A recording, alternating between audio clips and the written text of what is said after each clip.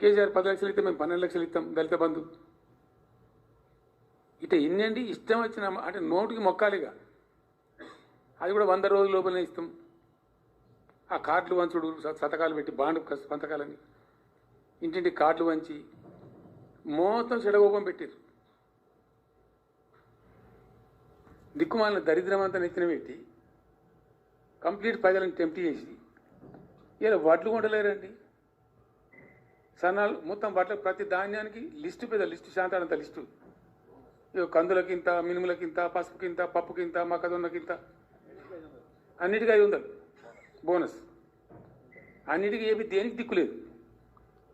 పత్తి కొనే దిక్కు లేదు, వడ్లు కొనే దిక్కు లేదు. ప్రైవేట్గా అమ్ముకుంటారు, దోపిడికి గురి అమ్ముకుంటారు. పాపం ఏడ్చుకుంటూ కన్నీళ్ళు కుక్కుంటారు. చివరికి వస్తే యూరియా సప్లై చేసే తెలివితేటలు లేవానండి.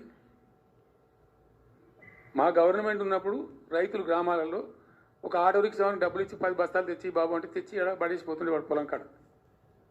ఇవాళ రైతులు రోజుల తరబడి గంటల తరబడి చెప్పులు పెట్టి, బీఆర్ఎస్ లేకముందు చెప్పుల లైన్లు ఉండే, బీఆర్ఎస్ ఉన్న రోజులు చెప్పుల లైన్లు మాయమైనవి. మళ్ళీ ఇప్పుడు కాంగ్రెస్ రాగానే మళ్ళీ ఇప్పుడు చెప్పుల లైన్లు స్టార్ట్ అయిపోయినాయి వరుస పెట్టి. మళ్ళీ ఇప్పుడు ఏందో యాపో బోపో తెచ్చిండ్రు.